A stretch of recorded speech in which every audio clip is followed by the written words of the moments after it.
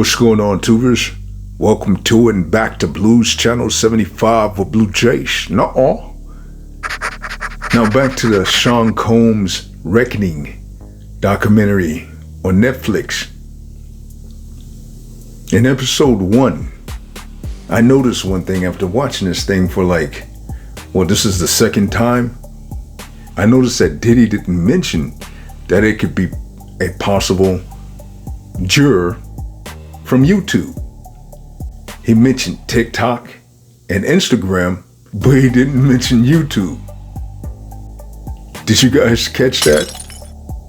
You handled this with complete honor. I don't think it's working. I listened. Here it is. Watch. I've been a superb client, as you said.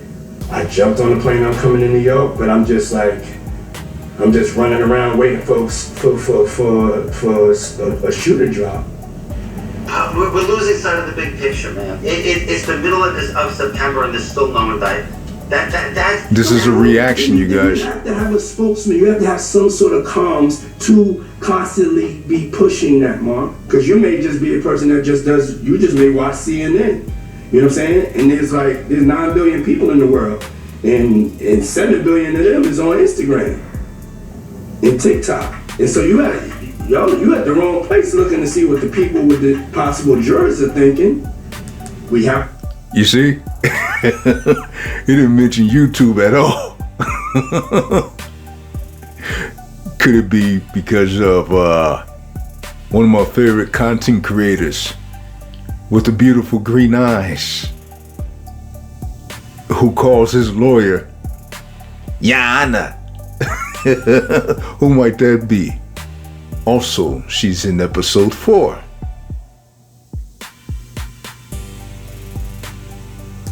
To find somebody that'll work with us, whether they from this country or from another country. It could be somebody that has dealt in the dirtiest of dirty business of media.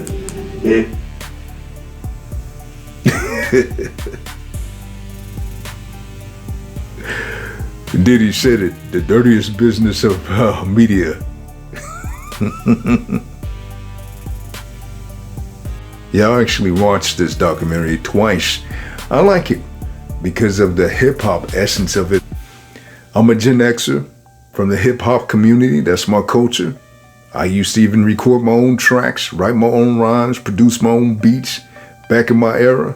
You know what I mean? Even though it's still part of me, but that's just, at my age, I'm not trying to go for a record deal or nothing like that.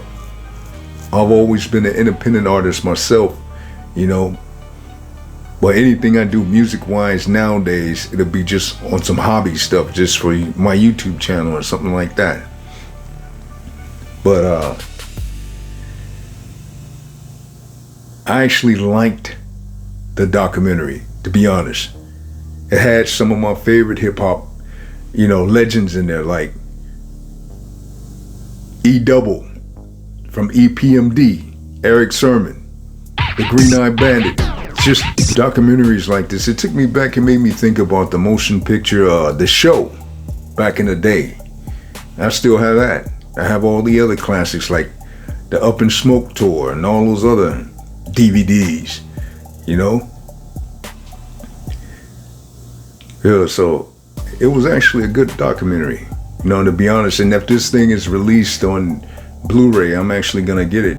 It has that nostalgic, flair to it. You know what I mean?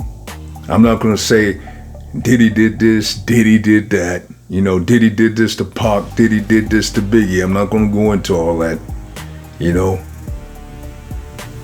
I don't have the facts, I don't have the proof. I'm not gonna go into all that.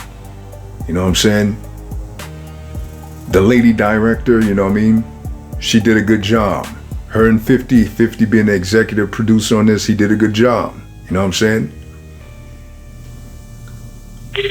And a lot of this information we already knew about. There's a lot of people I wish could have been in this actual documentary, like Gene Deal, or the brother from Discretion TV that covers all the punk stuff.